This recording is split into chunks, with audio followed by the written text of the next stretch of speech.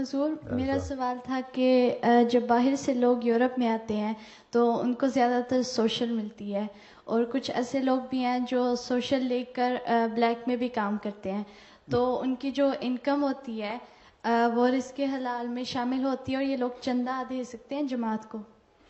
ان کی جو انکم ہوتی ہے جو قانون کے خلاف کرتے ہیں وہ رزق حلال کس طرح ہو سکتا ہے؟ ٹھیک ہے، وہ دھوکہ دیتے ہیں. وہ جو سوشل باہر کام کرتے ہیں اور کام بھی ایسا کرتے ہیں کہ تاکہ پتہ نہ لگے، اور ٹیکس بھی نہیں دیتے. دوہرا جرم کرتے ہیں. وہ صرف ایک جرم نہیں کر رہے ہوتے، ایک تو وہ سوشل بھی لیتے ہیں، کام کرتے ہیں، پھر کام کرنے کے بعد اس کام کو چھپاتے ہیں اور گورنمنٹ کو جو ٹیکس دینا چاہیے وہ بھی نہیں دیتے. ٹھیک ہے، ایک جرم پہ دوسرا جرم ہوتا چلا جاتا ہے. تو پھر ایسے لوگوں سے چندہ کیوں لیا جائے؟ ٹھیک ہے، نہیں لینا چاہیے. ان سے کہو یا تو جو تم نے سوشل چھوڑو، اور اگر تم سمجھتے ہو کہ تمہاری انکم اتنی نہیں ہے کہ تم گزارا کر سکو، تو پھر جتنا تم کماتے ہو اس پہ تو ٹیکس دو، اور باقی سوشل والوں کو بتاؤ کہ میری انکم اتنی ہے، جو دوبارہ میرا بقایا خرچہ اس کو کمپنسیٹ کرے گورنمنٹ اپنا سوشل دے کے. اور دوسرے ملکوں میں ہوتا ہے وہ کاٹ لیتے ہیں جتنا انکم تمہاری ہے.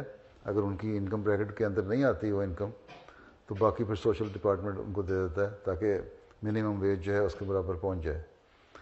اس لیے بہت ساروں سے ہم چندہ نہیں لیتے.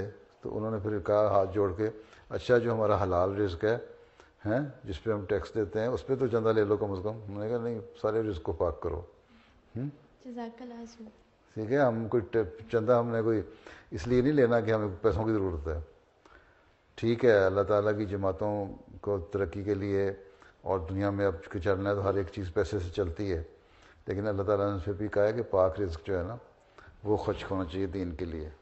ٹھیک ہے، جزاک اس اللہ. لیے جو سور کا کاروبار کرتے ہیں، شراب کا کاروبار کرتے ہیں، یا کلبوں میں پلاتے ہیں شراب، ان سے بھی ہم چندہ نہیں لیتے. ان کی مجبوری ہوگی. قرآن شریف میں لکھا ہو نا اگر تم بھوکے مر رہے ہو تو سور کھا سکتے ہو، تو تم وہ تو سور کا کام کر کے سور کھا سکتے ہیں، اس لیے کہ ان کے لیے مجبوری ہے، بھوکے مر رہے تھے. لیکن جماعت تو بھوکی نہیں مر رہی کہ ضرور چندہ لے ان سے.